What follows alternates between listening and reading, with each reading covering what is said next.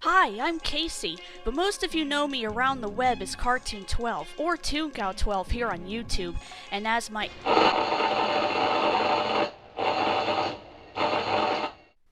Meet Cartoon 12, writer and artist and part-time reviewer of television.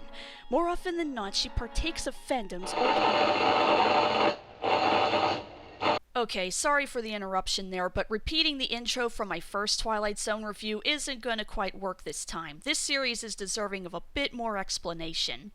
Rod Serling's Twilight Zone continues to be one of the, if not the, most important and influential television series in history.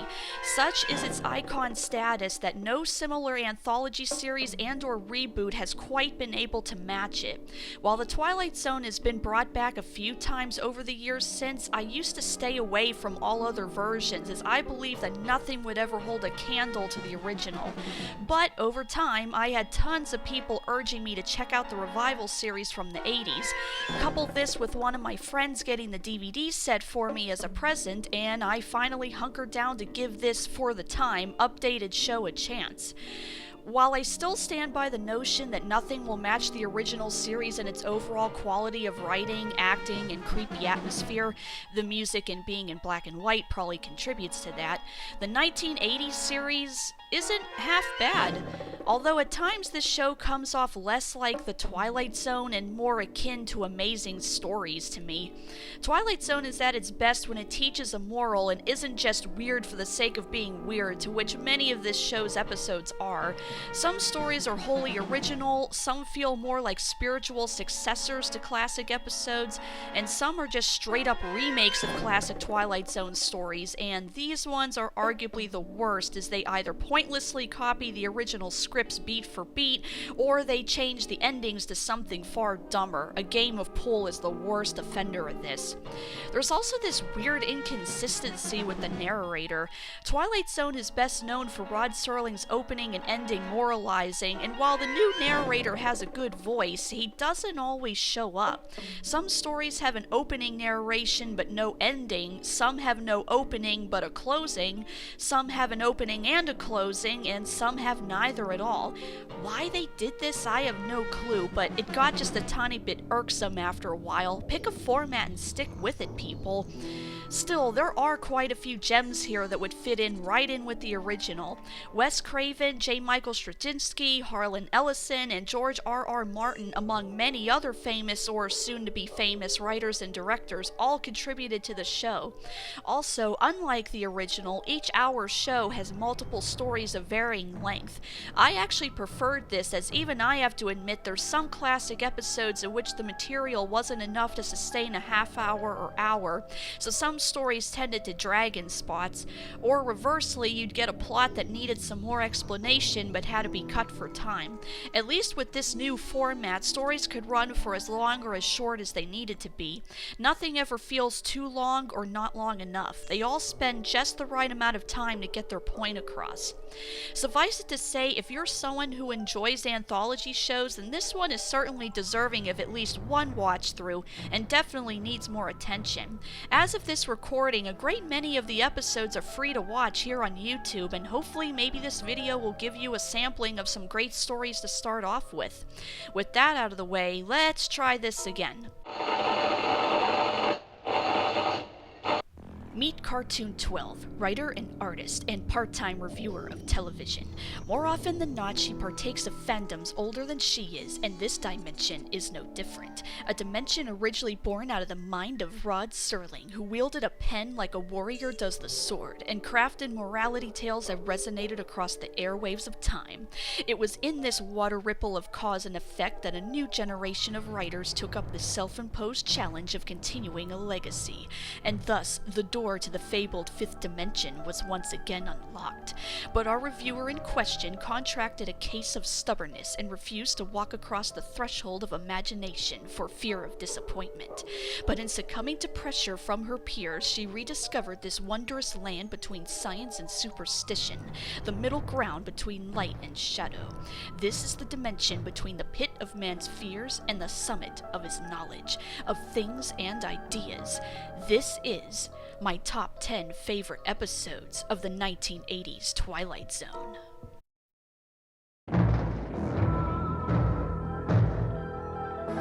Number 10. Paladin of the Lost Hour. One theme you're going to see crop up on this list a lot is that many of my picks aren't really too many of the scary episodes. That's not to say I don't have a stomach for that stuff, it's just, well, I guess it just so happened that I felt this series' strongest stories were the more emotional and dramatic ones, and that's still keeping in the spirit of the original. Not every story was written to scare the daylights out of us. Some of them just wanted to tell a chamber drama or a light fantasy, and this is one of them. An old man named Gasper is visiting his deceased wife in a cemetery when he's attacked by muggers. A younger man named Billy, who was nearby visiting a deceased friend of his own, jumps in and fends off the muggers, saving Gasper. Soon enough, the two strike up an odd friendship to which Billy finds himself taking care of Gasper upon finding out that the elderly man is both homeless and he suspects he doesn't have long to live. Gasper himself is rather mysterious, keeping many details about himself purposely vague, and adding to the mystery is the odd pocket watch he keeps closely guarded. A watch that seems to have a mind of its own and burns anyone else who tries to touch it. It becomes pretty clear that there's something special about this watch, and that Gasper is looking for the right person to be its new guardian, and he's potentially found his successor in Billy. But just who is Gasper exactly? What's so important about this timepiece? And is Billy worthy of guarding it? Well, you'll just have to watch the episode and find out for yourself. But let's just say it's one of the best introspective character pieces I've ever seen.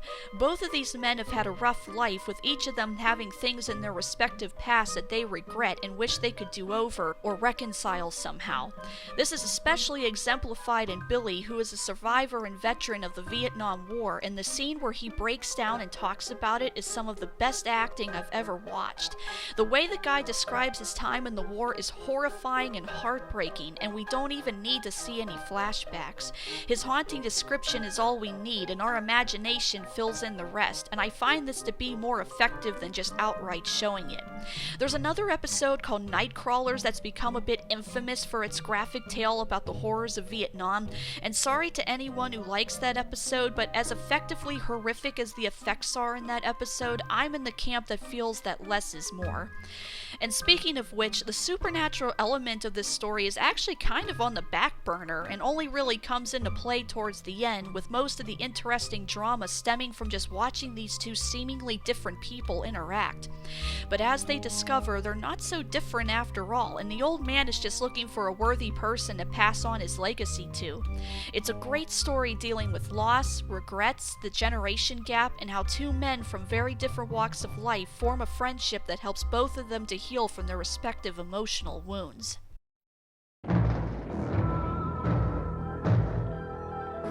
Number 9. A Message from Charity. Speaking of emotional dramas, here's a borderline romance story like no other. The plot follows Charity, a Puritan girl from 1700 colonial Massachusetts who's suffering from a bad fever. We then fast forward to the same town, but now in, for this show's present day, 1985, where a boy named Peter is dealing with the same illness. Pretty soon, the two teenagers start hearing strange voices in their heads and receive strange visions whenever they close their eyes, to which they eventually figure out that somehow these two have become telepathically connected across time.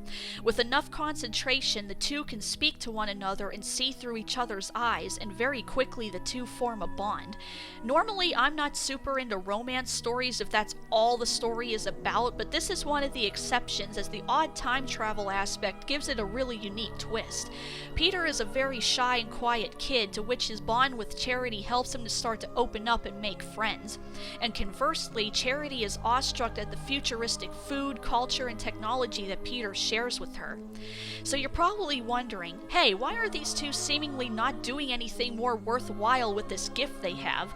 Why aren't they telling anyone else about this amazing time-bending connection they have? Well, we soon see why it's probably best to keep certain wondrous events to yourself, because when Charity begins revealing all the visions she's been getting from her special friend, this being the 1700s, of course the town accuses her of being a witch, something that pretty much marks you for immediate execution. And so these two odd friends now find themselves having to take advantage of the connection they have to work together to find a way to save Charity before the townspeople kill her. Do they succeed? And if so, how do they do it? Well, I don't want to spoil any more, but needless to say, the plot remains super suspenseful and tense in the third act, putting a great exciting twist on what started off as a fairly laid-back and whimsical tale of time-displaced friendship. It's really fascinating to see these two teenagers from two extremely distant and different time periods get along so well, and come to find that for as much as history's changed, there's plenty of fundamental things that have stayed the same, even across centuries. If you're a fan of time travel stories and want to see one that's more unique, considering that all the traveling is done in their heads and not literally, then this episode is a must-see.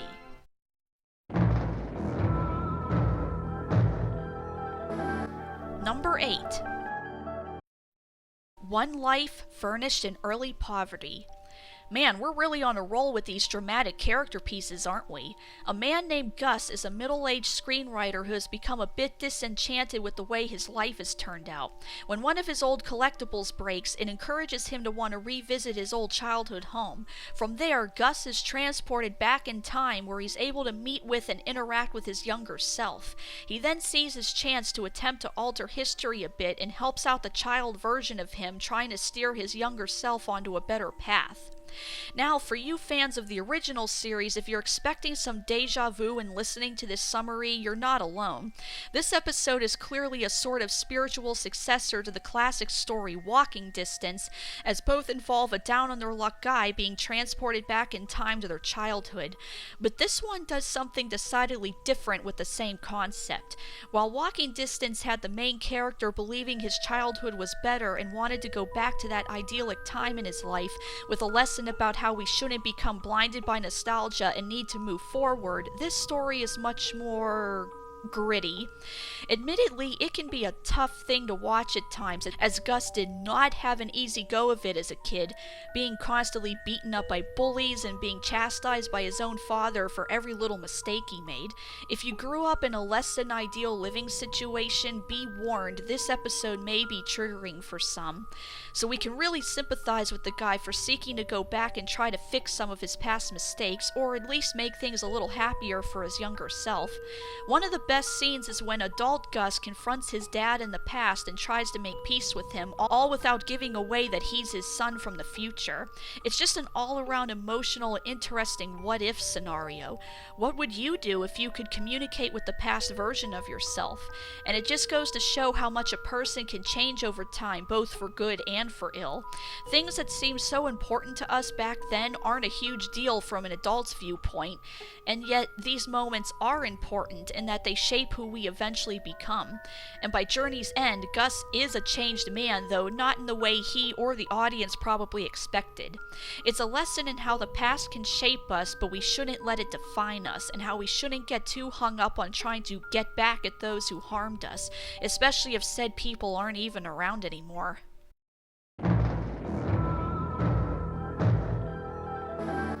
Number 7. Many, Many Monkeys. Okay, now we're getting into the creepier ones. Interestingly enough, this was actually a script written way back in 1964 for the original show, but for whatever reason the network passed on it, and the only explanation that Wikipedia gives is that the network found it too grotesque. So, was the makeup going to be different, or did they just think the subject matter was too disturbing? Perhaps a bit of both? We'll probably never know, but hey, this series decided to take a swing at it, and it's a good thing they did because it's easily one of their better episodes. Taking place entirely within a hospital, a nurse named Claire, as well as the rest of the staff, are baffled by the sudden influx of patients they're getting, all of them suffering from the same affliction. People are suddenly, without warning and seemingly no reason, going blind, as marked by the cataracts they spontaneously develop.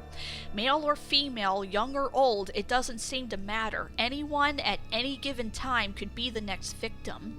There's a great deal of suspense as tensions begin to mount the longer the affliction goes on, with no reasonable explanation in sight, pardon the pun, save for one. One of the patients harkens back to the ancient Japanese artwork of the three monkeys and the phrase, "see no evil, hear no evil, speak no evil." She theorizes that civilization has become so ignorant and uncaring, turning a blind eye to the world's problems, that said ignorant folk are now literally going blind. And throughout the episode, we see that she may be right. This is best exemplified in Nurse Claire, who is understandably out of her element and under a lot of stress. But that's no excuse for being a jerk, and through her we see all the ways in which we casually brush aside other people's problems on a daily basis, or have bad things happen to us and we tend to put the blame on something else when a fair amount of the time the responsibility is really on us. Things like a relationship falling apart because she didn't put in the effort to get to really know the other person, or not assisting someone who clearly needs help and blaming it on company policy and not her cold indifference, things like that. So the question remains, is that what's truly going on, or does there turn out to be a more scientific explanation for this strange outbreak? And more importantly, is there a cure for the blindness? You'll just have to watch and find out for yourself, and hopefully maybe society will learn, or at least be reminded, to be more empathetic to others.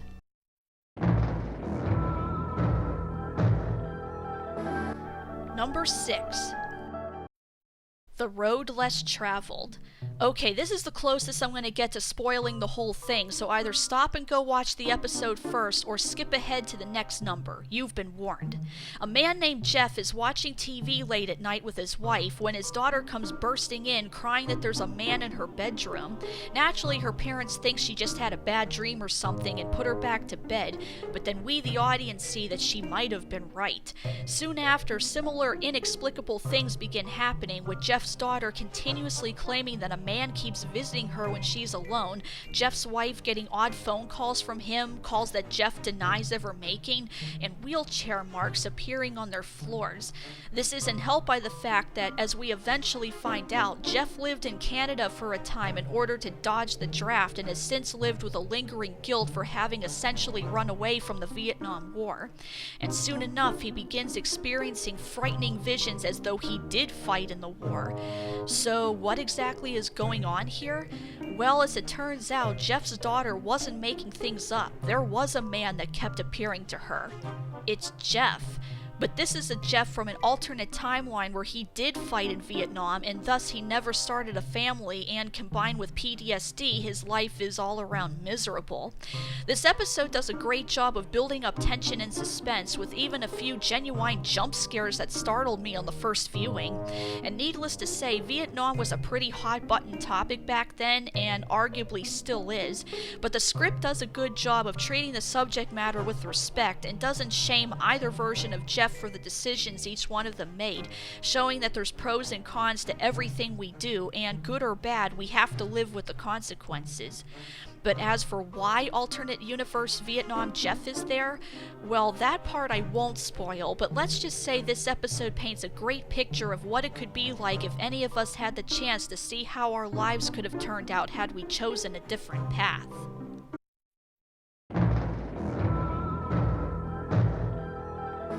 Number 5. Her Pilgrim Soul. One great thing about the Twilight Zone, at least in concept, is how it doesn't limit itself to just one genre. It can go to any time or any place, and beyond horror, western, fantasy, and science fiction, it also occasionally had romance stories. Sadly though, at least in my opinion, both in the original and this revival, most of Twilight Zone's romantic plots were either cringe-inducing, kinda schmaltzy, or just boring. But there are two standout gems to be found. A Message for Charity was one of them, and this is the other one. Two scientists are busy inventing a holograph projector when suddenly an image of a human fetus appears in the machine, which eventually rapidly ages into a baby, a toddler, a teenager, and finally a woman named Nola. The one scientist named Kevin interviews this mysterious womanly image about her life, and when his partner goes out to ask other people about Nola and confirm the information, the scientists are shocked to discover that Nola Nola isn't just the result of some weird malfunction in the machine. She actually truly is the ghost or soul of a woman from the early 20th century. The acting and writing in this episode is fantastic, with Kevin and Nola having amazing chemistry together. I totally buy into how these two become attracted to each other so quickly, which isn't an easy feat to pull off when you only got 40 minutes to work with. What helps is the added layer of mystery to keep things interesting, namely in figuring out how Nola's ghost became trapped in the machine and why her ghost has come back at this specific time. They eventually do figure out what her unfinished business is, but I dare not give it away. Combining romance, science fiction, and the supernatural, this is one truly unique romance story that proves that love knows no bounds, be it in time, space, or even the afterlife.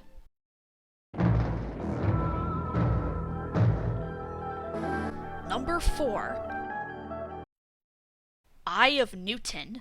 Speaking of her Pilgrim Soul, this was the other segment that was paired up with the aforementioned story to complete the hour time slot, and it's such a short but funny and great palate cleanser after the long and emotional roller coaster of the previous story. It clocks in at only 8 minutes, but damn if it isn't an entertaining and clever 8 minutes. A guy named Sam is a mathematician trying to solve a complex math problem, which, according to the DVD commentary, is a real equation, by the way. He gets so frustrated that he unintentionally says out loud, "I'd sell my soul to get this thing right!" And thus, his slip of the tongue winds up summoning a demon who is more than happy to take the man's soul. Pretty soon, Sam finds himself in a battle of wits to find a way to call off the deal and banish the demon for good.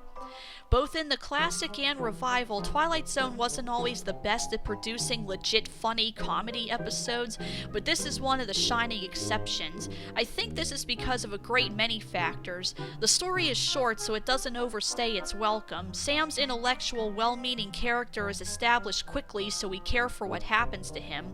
There's an underlining serious threat, which makes the fairly lighthearted talk all the funnier.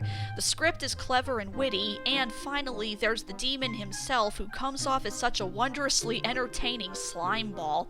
He comes off like some smooth-talking Hollywood agent or used car salesman, and arguably the most disturbing thing about him are those 80s-era Jerry curls. Also, keep a sharp eye out for the ever-changing sayings on his t-shirt. I don't think I'm spoiling too much when I say that Sam does manage to escape the deal, but how does he do it? That I won't spoil. You'll just have to watch and find out.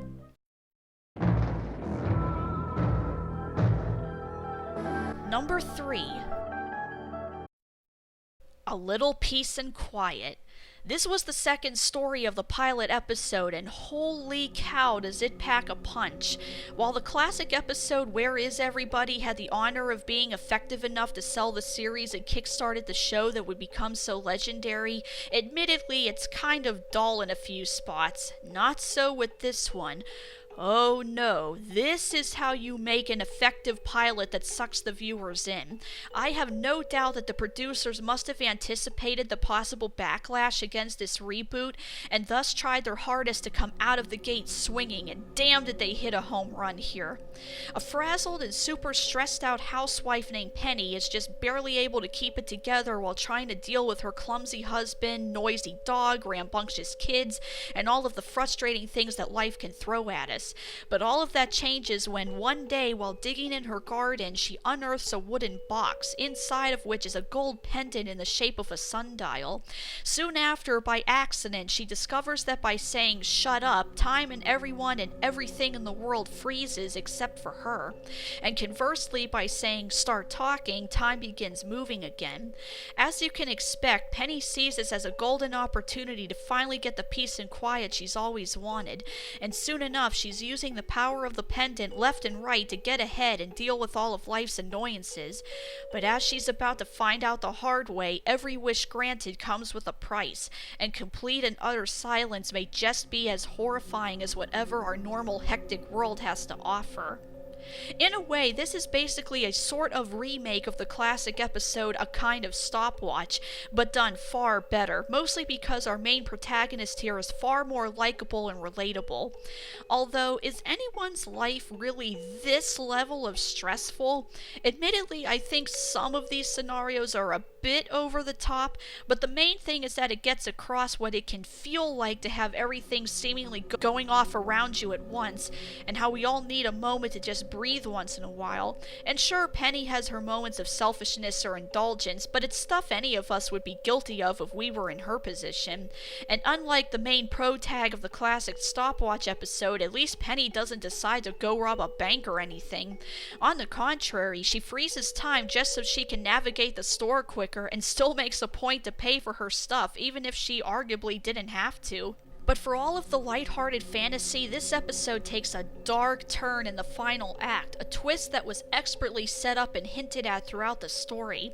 The threat of nuclear weapons will no doubt always be a danger in our relations with other countries, specifically Russia, known as the Soviet Union at the time of this series, but the threat of one country pushing the button on another was especially rampant during the 80s, to which this episode is great at subtly building the tension of nuclear war, starting off as just a background element that you might not even notice on the first viewing, but slowly and gradually comes to the forefront in one of the most horrifying, unsettling, and chilling endings I've ever seen on TV.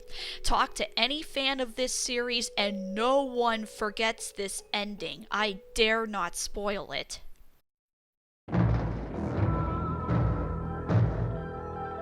Number 2. Dealer's Choice.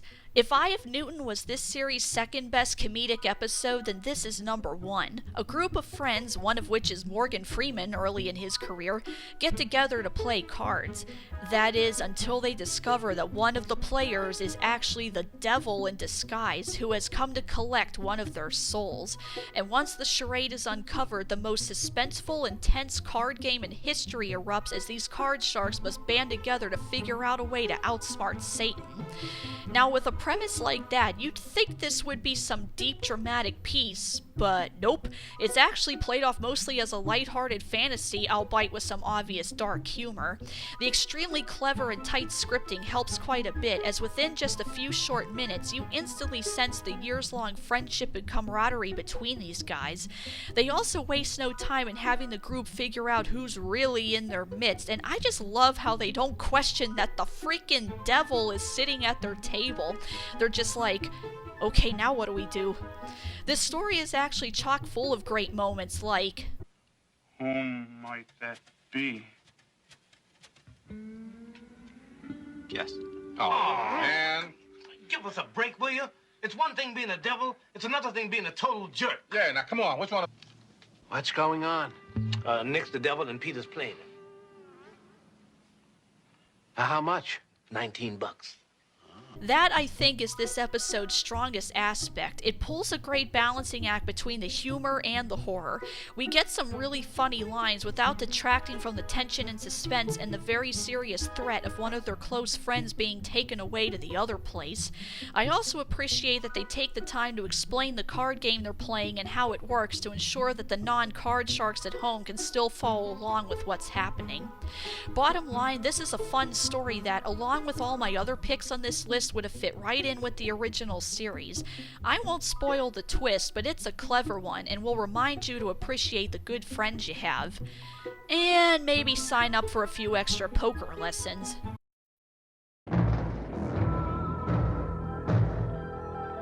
And my number one favorite episode of the 1980s Twilight Zone is Profile in Silver. Oh man, this episode. This series has had its fair share of dark or emotional or dramatic moments, but nothing is quite like this one. Whatever writing and directorial team put this one together, they had to have had nerves of steel to even attempt to tackle this subject matter and in a respective way.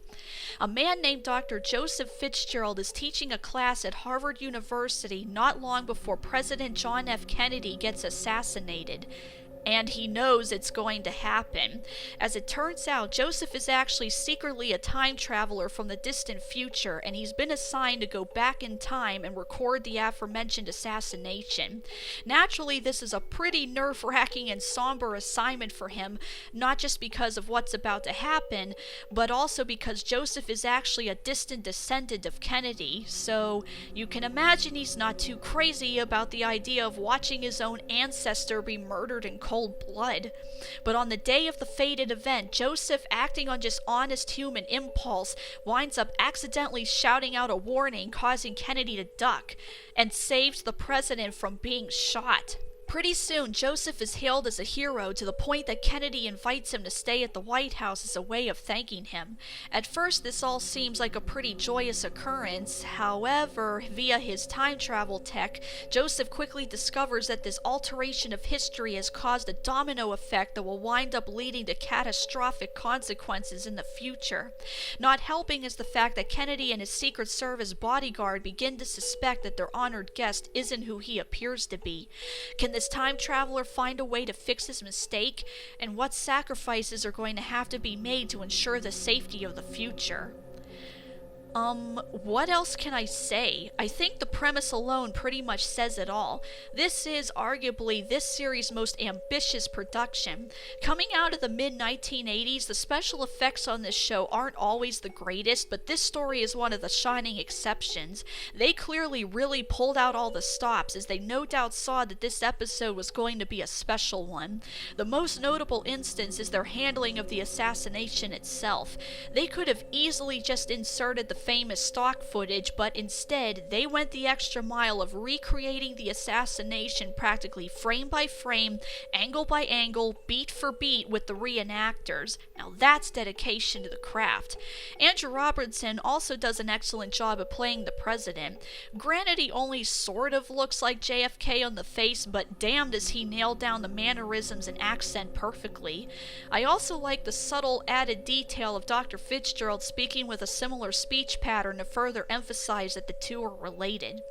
But beyond the high production value, the greatest thing about this is, of course, the writing and characters. You really feel for all these people in this seemingly insurmountable situation they've all found themselves in.